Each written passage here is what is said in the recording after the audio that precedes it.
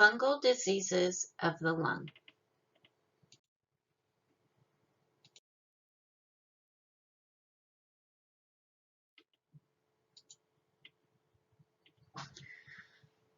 Fungal diseases of the lung. Because most fungi are anaerobes, the lung is a prime site for fungal infections. When fungal spores are inhaled, they may reach the lungs and germinate. When this happens, the spores produce a frothy, yeast-like substance that leads to inflammation. Polymorphonucleic leukocytes and macrophages move into the infected area and engulf the fungal spores. The pulmonary capillaries dilate, the interstitium fills with fluid, and the alveolar epithelium swells with edema and fluid. Regional lymph nodes are commonly involved during this period. Because the inflammatory reaction, the alveoli in the affected area eventually become consolidated. As you can see in this cross-sectional view, the alveoli are infected with histoplasmic capsulatum. There's alveolar consolidation, alveolar macrophages, fungal spores, and yeast-like substances.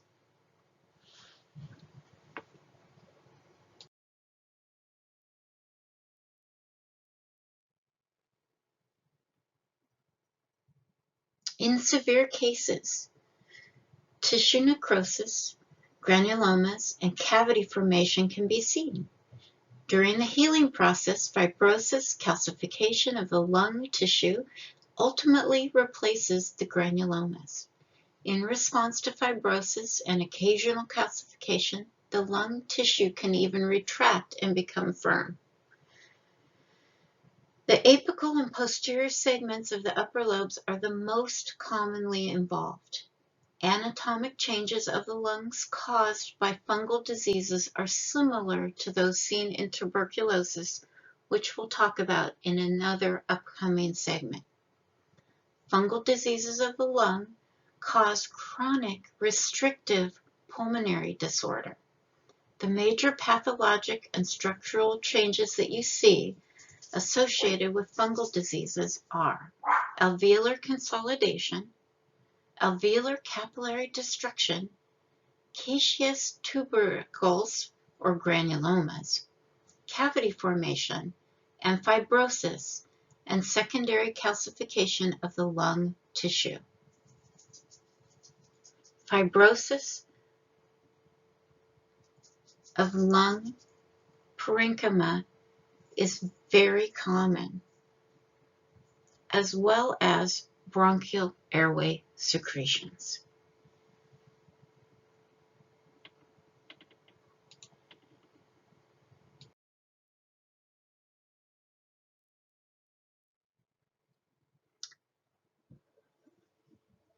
There are as many as 300 different fungal species that can be linked to disease in animals, plants, and humans. However, many don't cross over to humans because we have a really high resistance. Human fungal disease, also called mycotic disease or mycosis, can be caused by primary or true fungal pathogenesis that exhibits some degree of virulence, or opportunistic or secondary pathogens that take advantage of a weakened immune defense system, as in acquired immune deficiency syndrome and HIV infection. Let's talk about some of the primary pathogens. We'll start with histoplasmosis.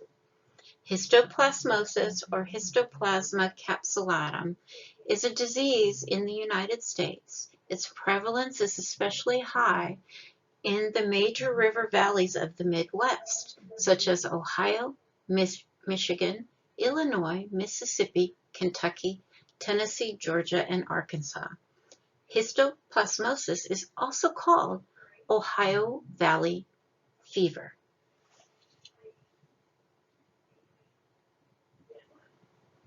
On the basis of skin tests, it's estimated that 80 to 90% of the population throughout these areas show signs of infection.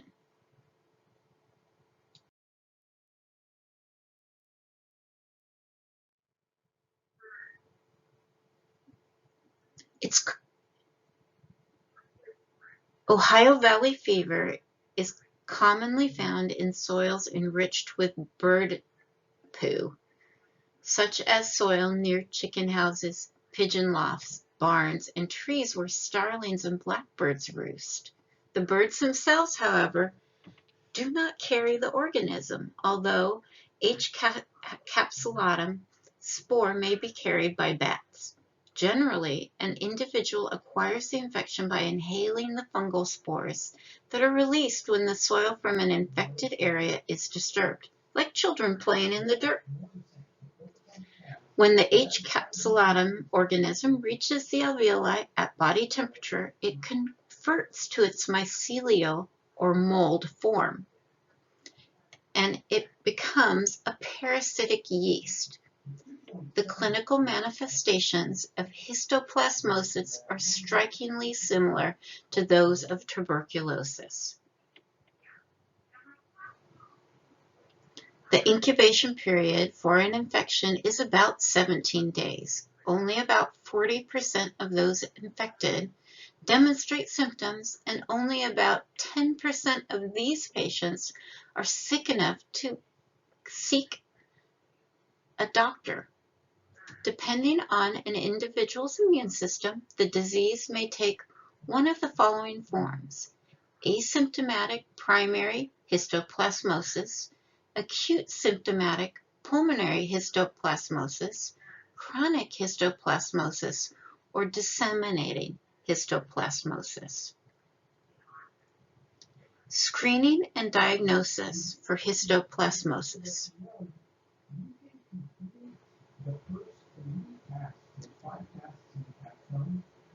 A fungal culture is considered the gold standard for detecting histoplasmosis. The fungal culture test is a small amount of blood, sputum, or tissue from a lymph node, lung, or bone marrow that is cultured.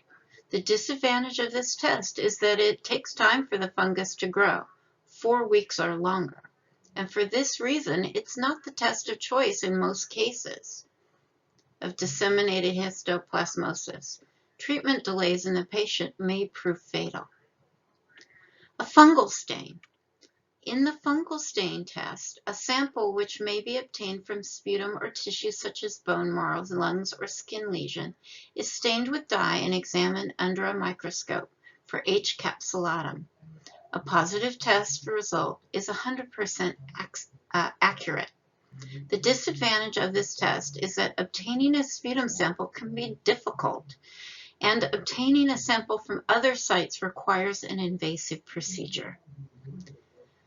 Serology. A blood serology test checks the blood serum for antigens and antibodies. When an individual is exposed to histoplasmosis spores, antigens, the body's immune system produces antibodies, proteins, that react to histoplasmosis antigens.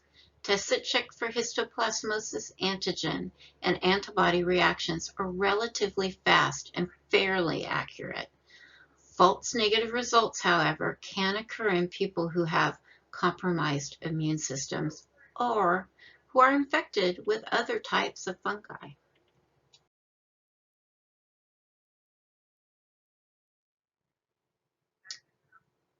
This radiograph shows an acute inhalation histoplasmosis in an otherwise healthy young man. This young man developed fever and cough after tearing down an old barn. The chest X-ray shows bilateral hilar adenopathy and diffuse nodular opacities.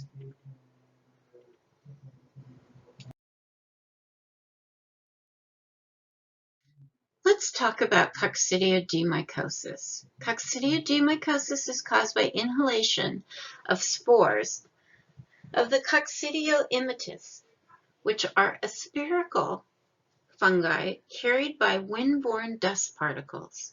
The disease is endemic in hot, dry regions. In the United States, Coccidioidomycosis is especially prevalent in California, Arizona, Nevada, New Mexico, Texas, and Utah. About 80% of people in the San Joaquin Valley are positive for Coccidioidomycosis skin test. Because the prevalence of Coccidioidomycosis is high in these regions, the disease is also known as California fever, desert rheumatism, or San Joaquin Valley fever, or just valley fever.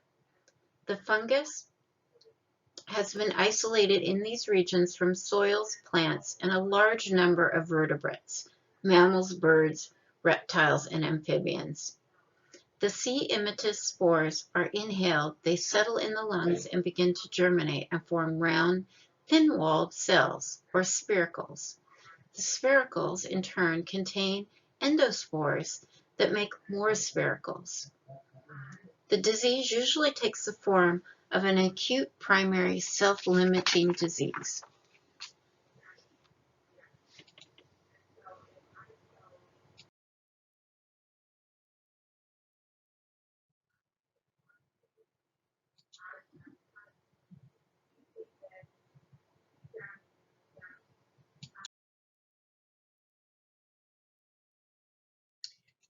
Coccidioidomycosis immitis. This is a micrograph of C. immitis, a dimorphic fungus that causes coccidioidomycosis. The numerous small spiracles are seen within the large encircling outer capsule.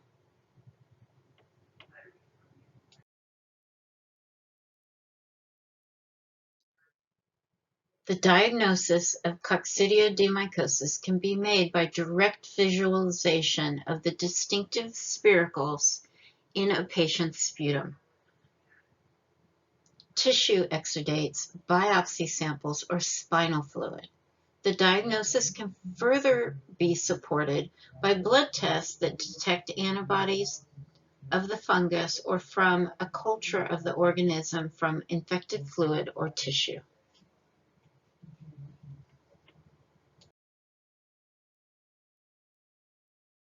Blastomycosis.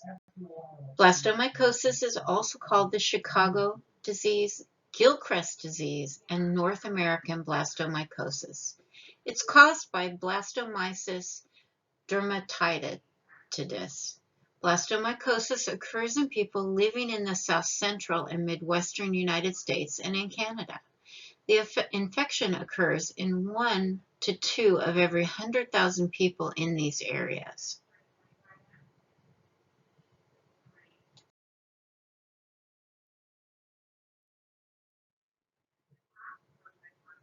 Cases have been reported in Central America, South America, Africa, and the Middle East. It inhabits areas high in organic matter such as forest soil, decaying wood, animal manure, and abandoned buildings. It's common among pregnant women and middle-aged African American men. The disease is also found in dogs, cats, and horses. The primary entry is in the lungs, and the acute clinical manifestations resemble those of acute histoplasmosis, including fever, cough, hoarseness, joint and muscle aches. In some cases, there's even pleuritic pain. Unlike histoplasmosis infection, however, the cough is frequently productive and the sputum is purulent. Acute pulmonary infections may be self-limiting or progressive, and when the condition is progressive, nodules and abscesses develop in the lungs. Extrapulmonary lesions commonly involve skin, bone, reproductive tract, spleen, liver, kidney, and the prostate gland. Skin lesions may, in fact, be the first sign of the disease. The skin lesions often start on the face, hands, wrists, or legs.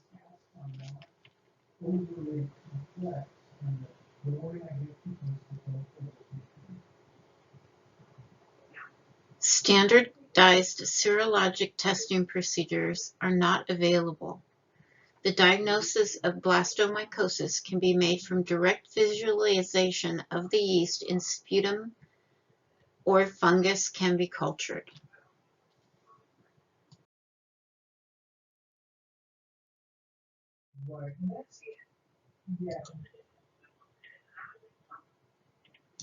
Let's talk about some of the opportunistic pathogens.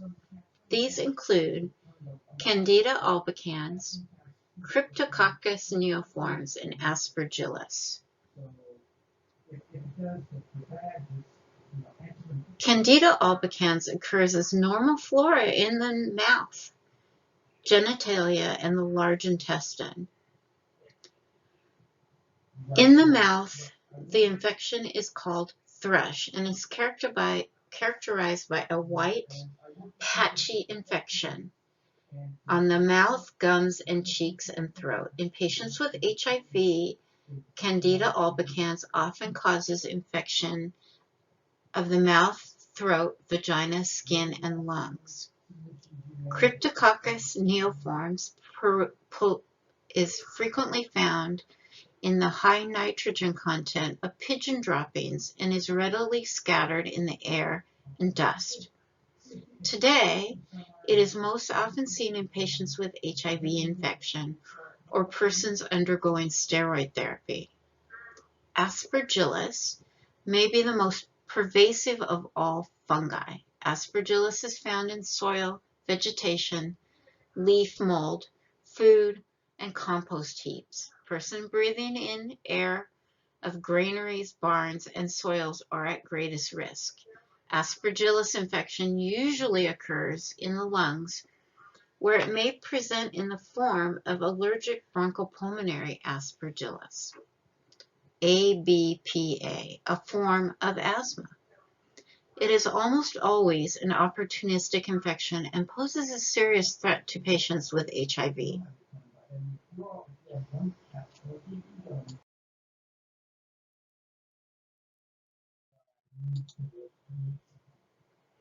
This is Aspergillus. It's a micrograph of it. It's an opportunistic fungal pathogen that can cause a variety of diseases.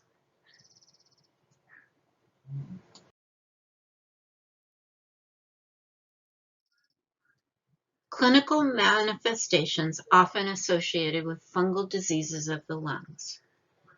These include alveolar consolidation and increased alveolar capillary membrane thickness. What will you see at the patient's bedside?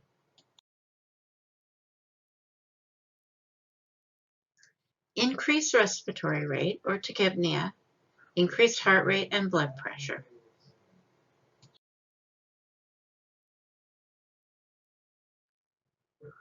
Chest pain, or pleurisy, decreased chest expansion or splinting.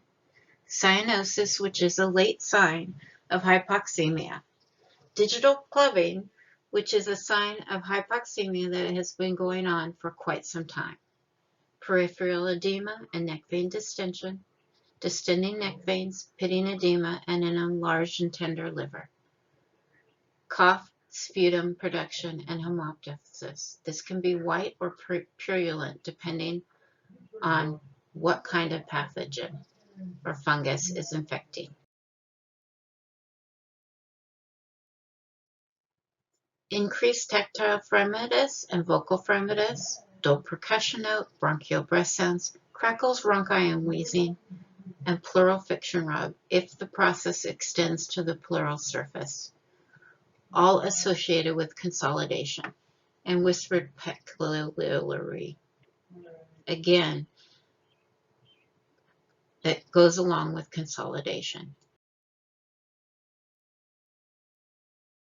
On chest radiograph, you'll see increased opacity. You may see cavity formation, pleural effusion, calcification and fibrosis, and right ventricular enlargement.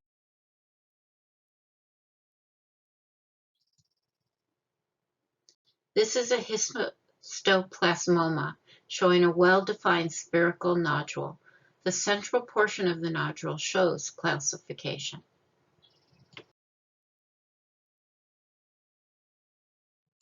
And here is a chronic cavity. Note the striking upper zone predominance of the shadows and numerous large cavities.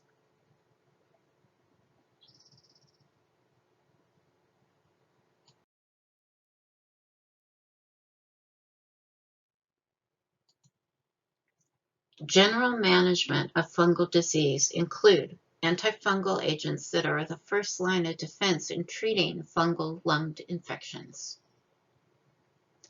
And in general, the drug of choice for most fungal infection is IV administration of polyamphotericin B.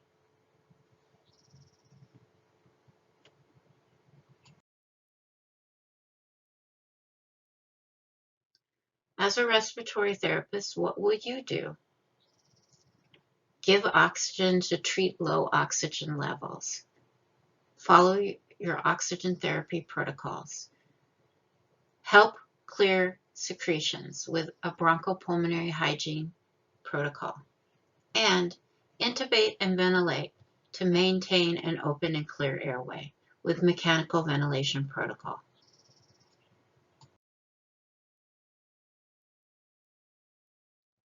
Thank you for your time and attention today. I want to leave you with one final thought. Motivation is a fire from within. If someone else tries to light that fire under you, chances are very good that it will burn very briefly. This is from Stephen Covey. Have a great day. I know your fire will burn bright.